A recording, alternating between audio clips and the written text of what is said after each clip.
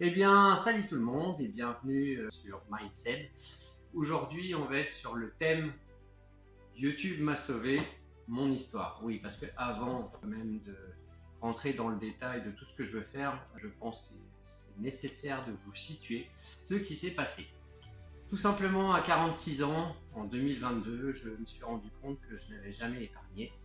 Et à partir de là, j'ai commencé à chercher des chaînes YouTube basées sur l'investissement, sur l'épargne, bref, sur comment mettre de l'argent de côté. Ma première attention fut portée sur la chaîne de Sébastien Coubard, qui est un influenceur aujourd'hui assez connu, simplement parce qu'il fait des chaînes qui sont simples au niveau de la compréhension. Il vulgarise l'investissement. Sébastien a une approche légère et non professionnelle de l'investissement et vulgarise le dialecte de celui-ci, ce qui permet de rendre cela accessible aux débutants comme je l'étais. Sa chaîne m'a séduite parce qu'elle est bien structurée, compréhensible et divertissante, tout simplement.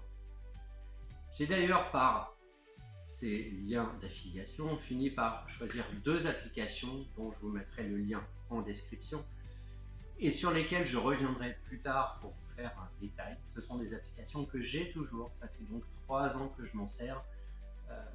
J'ai failli en supprimer à certains moments, mais finalement elles évoluent aussi et elles répondent à des attentes que j'ai, parce que j'ai plusieurs attentes et vous verrez que vous en aurez plusieurs aussi par la suite.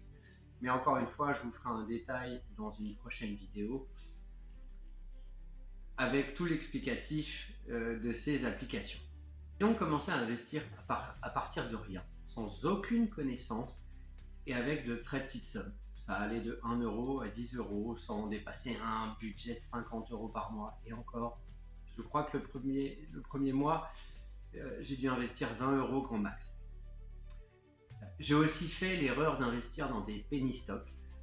Je reviendrai aussi dessus dans une prochaine vidéo dont le thème ce sera qu'est-ce que quoi, pour expliquer un certain nombre de critères financiers et notamment qu'est-ce que sont les penny stocks.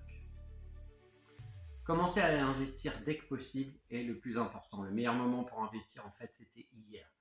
Le budget que vous avez pour investir n'est pas important aujourd'hui puisque de toute façon, vous allez devoir apprendre, vous construire, vous former et commencer avec des petites sommes, 10 euros, 20 euros, 50 euros max. C'est parfait parce qu'au moins, vous n'engagez pas de grosses valeurs et vous pouvez vous tromper. Merci de m'avoir regardé et je vous dis à très bientôt pour la prochaine vidéo. Pour s'abonner, c'est dans la description. Ciao!